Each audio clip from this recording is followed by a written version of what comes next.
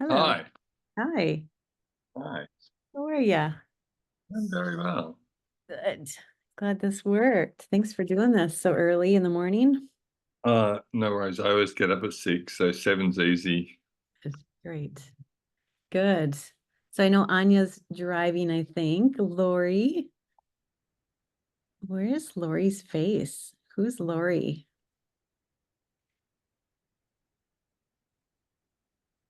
I don't I know. can see Anya's face. I recognize her. Yep. She's Oh, not moving. here, Lori Kress. How are you? Do you want to unmute for just a sec? Oh, maybe I have to do that. No, I can't hear her either. Okay. I'll ask for her to unmute it. I think we're gonna have, oh, there she is. Hi. I think, did that work now? Yes, yes, Yeah. perfect. Good.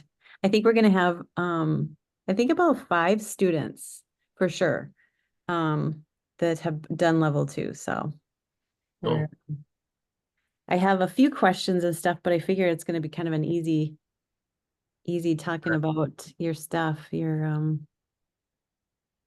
So Steph said, I'm driving, so we'll have video off. yeah. Yeah. Here's Sarah.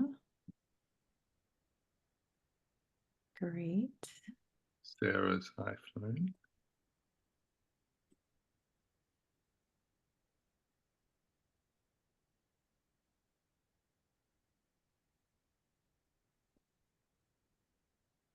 Sarah, It's morning coffee. yeah. Sarah, can you turn your video on? See your cute face.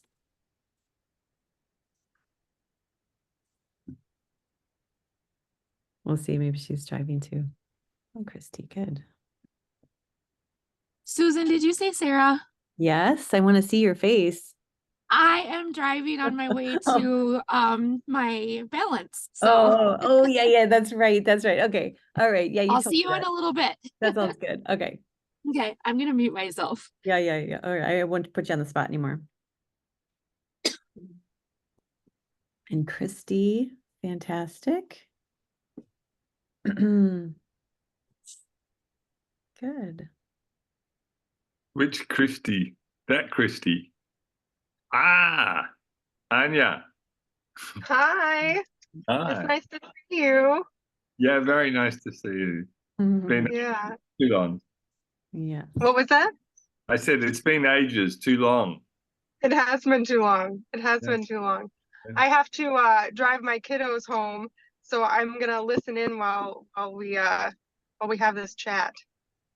Great. But thanks for doing this, Kevin. It's good to see you. It's a pleasure. Yeah, Yeah, really good.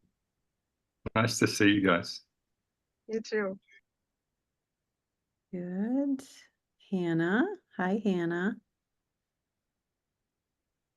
Hello. Hi. Hi, Kevin. I'm Hannah. Nice to meet you. I've been looking forward to this. Hi, Hannah. Nice to meet you. And Christy's at work. She'll just be watching. Okay. Sounds good. And Kara. Hi. How are you? Good to see you. Okay, I think that's about all that I remembered was going to be on the call for sure. So I'll just keep, oh, Carrie. Oh, here's another one, Carrie Lofquist. And then I think I think we should probably start. Yep. Awesome. Hi, Carrie. There she is. Good. Okay. I hand it over to you, Kevin. This is Kevin Farrow. He's the founder of AcuEnergetics and planning on coming to the United States to teach level 3. Kind of a question and answer kind of thing of different Yeah. things. You want to start talking about level 3, or what do you think you want to start with? Well, I think the easiest thing is ask me some questions. I mean, you've all done level 2, yeah? Mhm. Everybody. So you know a little bit about what we do generally. So ask me any questions that you like.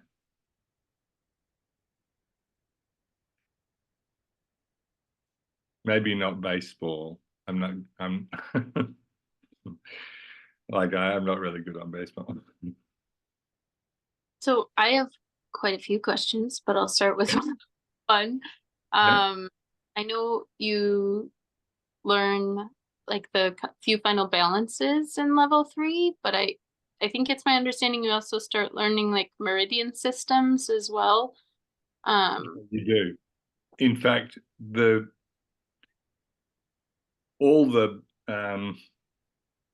electrics of the body is in level 3. Practitioners doesn't teach you anything different. It just teaches you application. Could you elaborate on what you mean by that? Sure. Like you learn how all the systems work, right? Or where they all are and how they interconnect to each other and how they influence each other and all that sort of stuff. But in level 3, you do things like, I'll give you an example, right? And hopefully I know that worked. That's good. All right. Say, I'm going to move this so you can see my knee, okay? Everybody see that? Yes. Yeah. Okay. So say we've got a meridian going down there. Yeah. Say that's the gallbladder meridian, which is sort of close. Okay. Now, if you get what we teach in practitioners is, you've got a gallbladder meridian down there. But the way that you think about it is really like if someone's got a knee problem, most of the time, unless they've got damage here, so they've got a torn meniscus or something like that, most knee pain has no damage. So actually what it is that this channel has got static charge in it. So instead of moving, it's slowed down for some reason, right? And then when you bend your knee, that channel bends, and that bend there is where you get the highest amount of pressure, as in any tube, right? You get any tube and you bend it, so it's full of water. You bend it there, that's where you increase the pressure. So when you increase the pressure, then you cause it to discharge, and the discharge is an electric shock, and that's why you get knee pain. So is it really knee pain? Well, that's the area of the greatest bend. Next area is the hip. Doesn't bend as much as the knee. Next area is the ankle. Yeah. So it's basically sort of, and that's practitioner.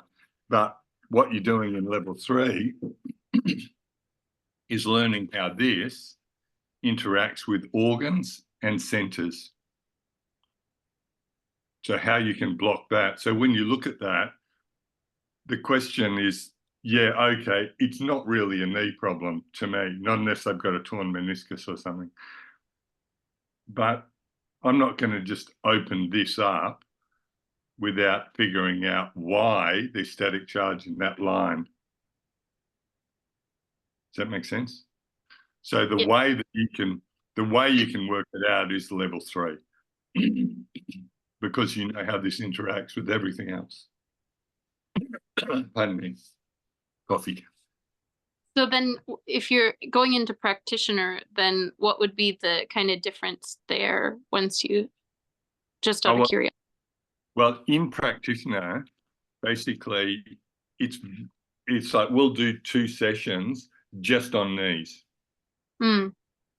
right? And so we'll do a couple of sessions just on backs. We'll do a few sessions on gastrointestinal problems. So we'll go, okay, let's look at Crohn's. Let's look at ulcerative colitis. Yeah, SIBO.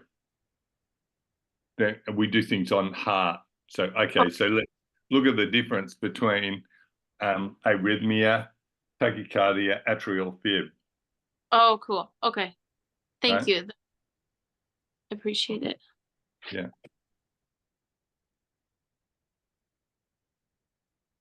Anybody else? Is this a short Zoom? I've got hours. It's 7:08. I don't start till 9. I have, Oh, go ahead. Yeah. I've only done level 1, but I just thought it'd be a great opportunity to meet you, Kevin. So this is great. But I do have a couple questions about if you have treated people for like endometriosis, fibroids, or uterine cysts, and what that looks like.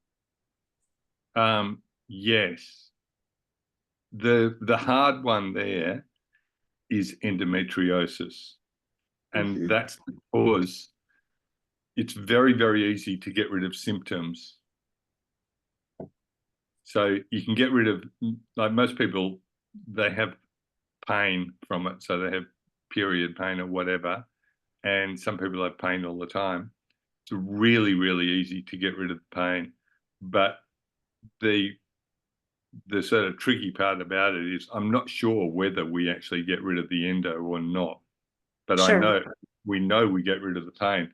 So one of the problems with that is that we end up hassling people that we treat for that to have checkups every couple of years so they don't just ignore it. Because if you get, you probably know this, but if you get endometrial cancer early, it's got like a 96% success rate. It's one of the highest success rates of any cancer. But if you get it late, you're probably going to die. So the idea that you don't have pain and you can just ignore it is a really bad idea. So we really hassle people to, when we're treating them for this, to go, don't ignore it. Go and, act like you've got pain. That, Sure. you're told to go in every 2 years. We have some people that are sort of grade 4 endo, and they're told they need a laparoscopy every 2 years, and we just go and have it, suck it up, because you're better off doing that. Okay. But the rest of them, yeah, there's I think the thing to understand, and like acu's not really a modality as such. It's a way of, it's really the anatomy of the body, and it was never meant to be a modality. I never meant to treat people at all, had no interest in it whatsoever. All I wanted to do was do anatomy, and I only started treating people to prove that I was right about how it worked. And a lot of that is understanding fields. So, and they used to, I'm not the first person to understand fields. Even as recently as the 1930s in Germany, there was an embryological school called the German Development School, and they really understood, well, they were starting to understand field theory, and then they all died in the war.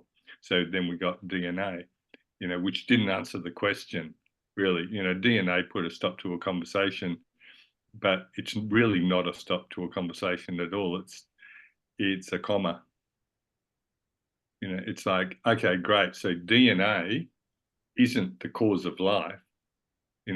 DNA shows you your genetic makeup, but because you can play around with DNA because it's actually a real thing. So that's why you can gene splice and stuff like that. It's a microscopic thing, but it's real. Where did the pattern for the DNA come from? that should have been what came after the comma, and instead everybody stopped. Basically, we've got this whole misunderstanding in Western, and it's not just in medicine, but in Western science generally, about fields. And I talked to the guy who invented Wi-Fi, I know, and David Skellin, and he's a theoretical physicist. He invented Wi-Fi in the sort of late 80s or something. They sold it, him and this other guy, and they sold it to Cisco Systems in 1996 or something. But he's still a theoretical physicist, and he's right into electrics and electronics and stuff like this. And I was talking to him about this a couple of months ago, and we were talking about field theory. And the problem that physics has with field theory is that, and medicine, is that there's a field around the liver, for instance, yeah? Because we can measure the field around the liver, but they think that the field around the liver is this thing that's generated by the liver. They don't realize that it's a formation field. They think everything's like a magnet. You make a magnet and it generates a field. But in the body, you make a field and then it glues molecules on to generate the part. So it's like a formation field, yeah? So when you're treating, you don't want to treat the liver, you want to treat the field. When you treat the heart, you don't want to treat the heart. That's just, the truth is, if you look at somebody with really tight shoulders, you've all seen someone with shoulders where you try and massage it and it feels like a rock, yeah? When that person dies, that muscle will go like a baby's muscle. Primary flaccidity, it's called. As soon as you die, goes absolutely loose. Why is that? It's not a chemical change. It's that muscles aren't actually tense. Electric fields that hold the muscle are tense. Yeah. So you get the field, and the field is like that. And so the muscle's like that. And when you die, the field turns off. It's like turning the light off, and then so suddenly there's nothing holding it in place, so it relaxes. So the idea that you're going to treat a tense muscle by thinking it's a muscle doesn't make any sense. What you have to do is understand why the electric field is twisting that muscle. And that's the same with everything in the body. So and really that's what level 3 is. It's going, okay, then let's look at how this actually works. So it's really, I mean,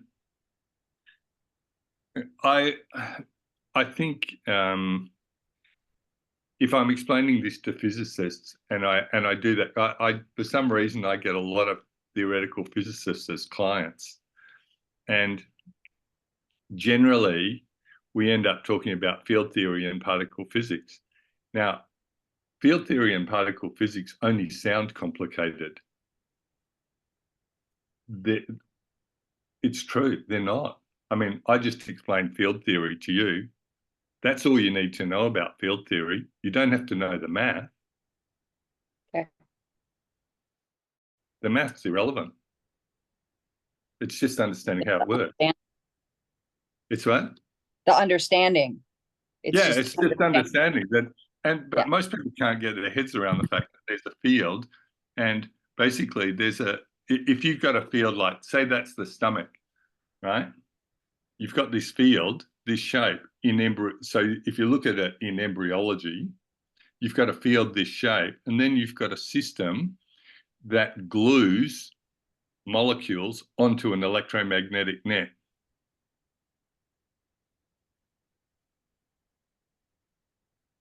That's what gives you a 3D body.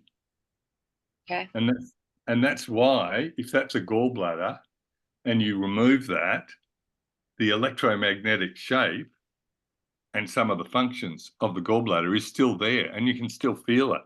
And this is why you get phantom limb pain. So you get somebody, you know, the finger's gone, but you can feel, and a lot of people can feel that themselves. They have a finger gone, it drives them crazy because they got pain out here. And they don't, and no one can give them a really good reason why, but it's pretty obvious. And they go, It's the field. it's the field. And if you understand it's the field, you can treat phantom limb pain because you're going, okay, you don't have to worry about, like, there's no finger there, but you can actually feel the field. And all you have to do is get flow in the field. You won't have pain. So everything that we do is looking at it from that. And so the basis of level 3 is really just understanding that and understanding the different types of electricity that we get in the body. I have a question. Yep. It has been a while since I did level 1 and level 2. And I had a bunch of family things come up, and I had to take a break from everything. I had a daughter. It's irrelevant. A lot of things came up. And I'm wondering, do you think before you come, I need to worry about doing like a recap of those? Or do you think I'm okay doing level 3? And then, you know, if I need to go back during level 3, I can maybe at home pull out my books and start. Do you see what I'm saying? It's been a little while. Don't worry about it. Okay, I didn't think I would have to. I thought I would be able to. It happens all the time. Okay. One of the practitioners here did level 1 and 2 in 2004, and then they did level 3 in 2016. Okay. So, Then I'm not worried about it. yeah, I'm not about it. Look, the only time that people, because it's really sort of concept, apart from the fact that, like, you know, the practical application of knowing resonance and radiance and that sort of stuff, basically the only time that people are really interested in that is when they're doing their hand skill exams and their balance exams, and they go, oh shit, what's the circulation of the light? Yeah. And they go back and watch it again. Yes. Okay. Go, oh my God, I've got to have these balances ticked off. I can't remember what that is. And that happens all the time with everybody. Okay. Very few people go ding, ding, ding straight through. Okay. Hi. Hi. Hi, Kevin. My name's Carrie. It's Hi, Carrie. such a pleasure to meet you. I've heard so much about you from Denise and Susan, and Susan's been really helping me a lot. My question is, I took level 1 and 2 for my own healing journey with the hopes that if I got better in my healing journey, I could help others. I'm still in that journey.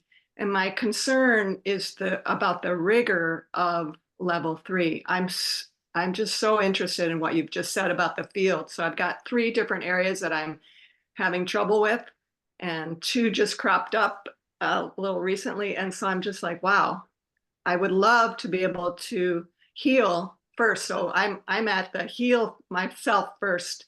And how would I be able to do level 3? What's your sense of that? Well, there's no real, I mean,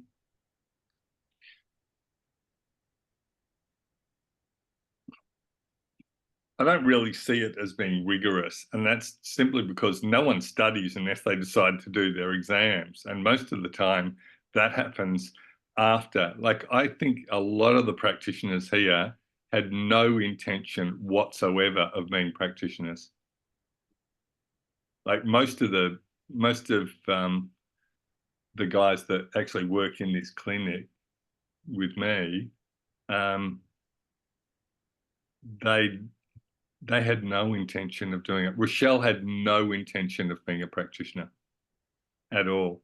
Like some people, they go, yes, this is what I want to do, you know, and I think Susan was like that. You know, she really just went, ah. But most people don't. But she really sort of, when she saw it, she was already treating people for things. And she went, ah, this is a better way to do what I do already.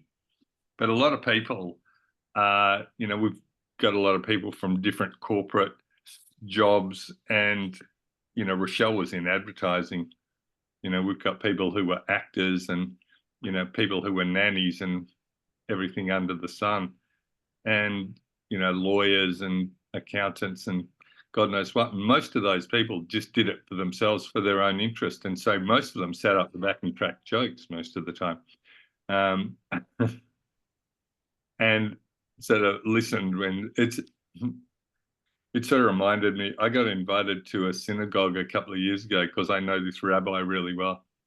And he invited me, and this isn't really somewhere that you can normally go because it's the biggest synagogue in Australia, and every seat is owned. So there's nowhere to sit. So you can't actually go unless you get invited.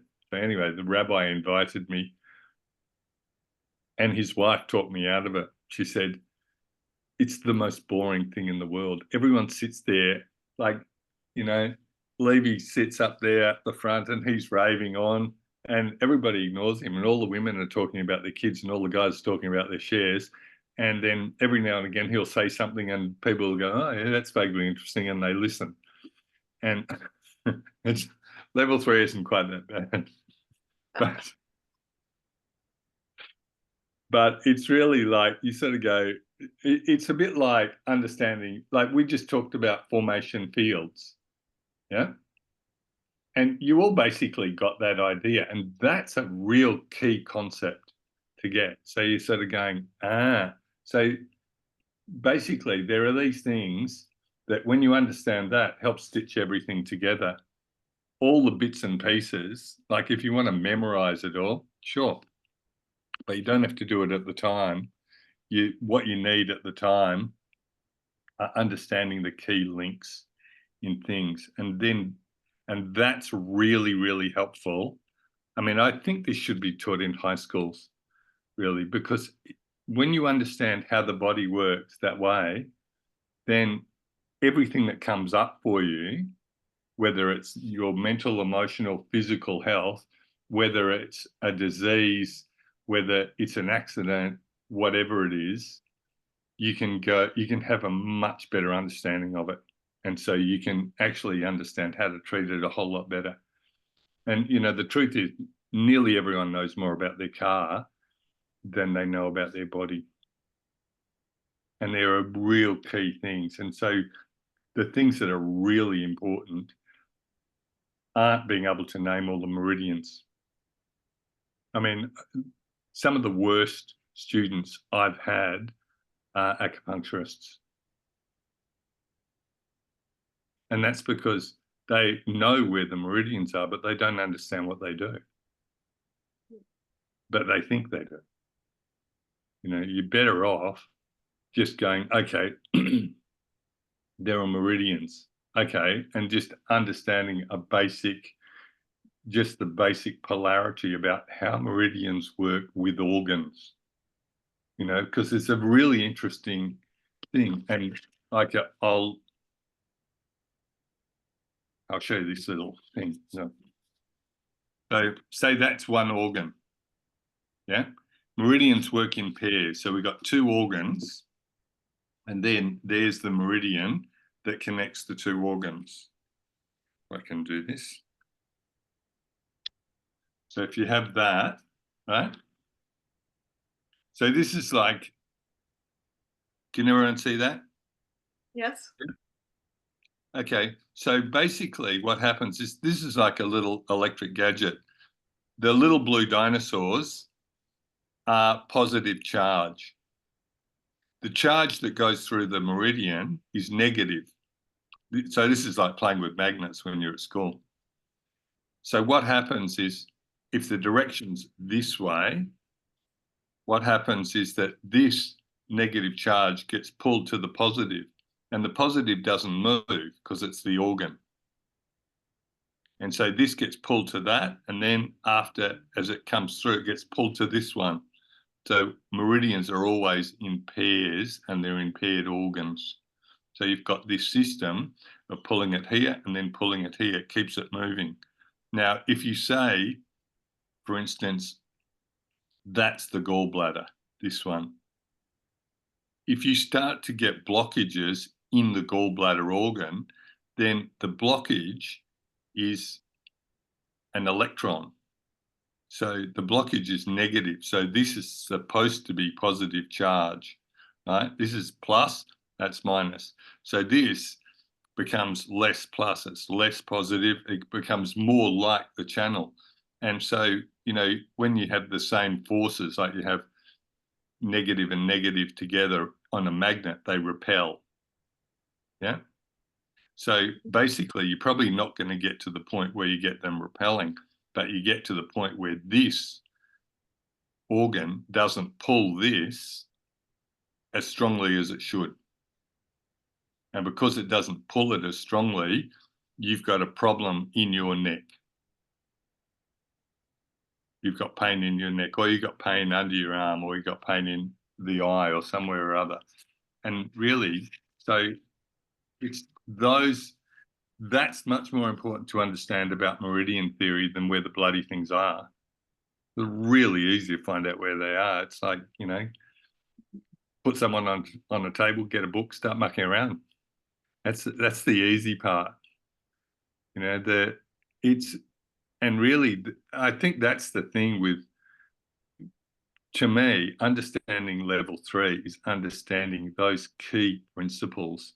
If you want to do something with it and you really want to treat people and stuff like that, and you know those key principles, seriously, you can work it out easy.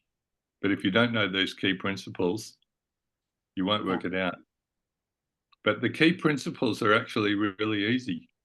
They're just not well known.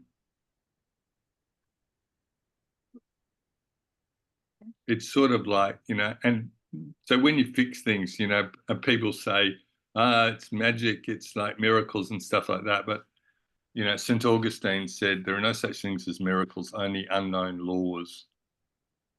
And they're the things that are really worth knowing, you know, the unknown laws. You sort of go, and you can, the interesting thing with these things is, you know, I usually start off level 3 by saying to people, I don't want you to believe anything that I tell you. What we're going to do is I'm going to put you with you and you with you, and you're going to work out what it feels like. So you go, it's true. That actually does that. Then you know it. You know, you don't need belief systems. You need some knowledge. And then it becomes easy.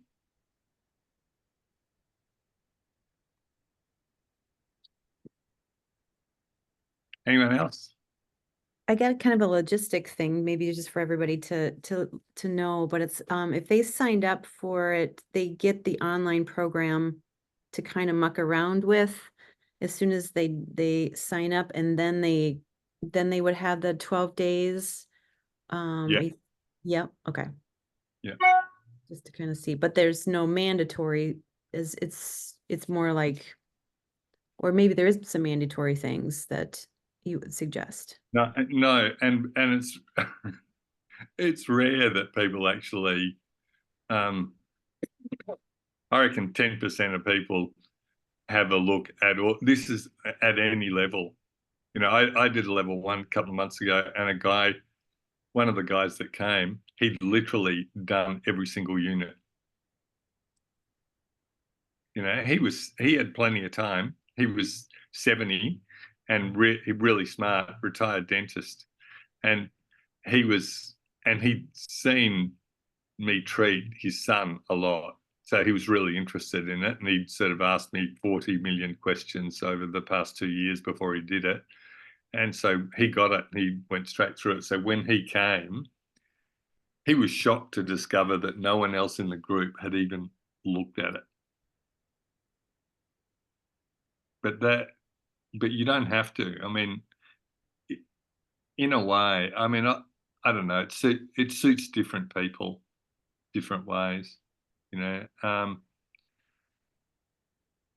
I think for most people, it's much better to just go through things live. And so you go, and then when you get to this, more complicated rave about it, it's easy to understand.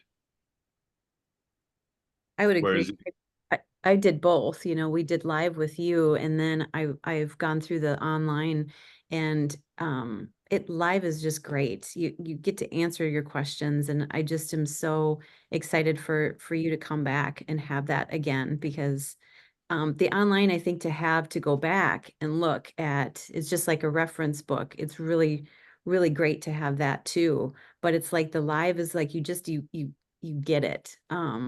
In person is so nice. it's just great to be able to.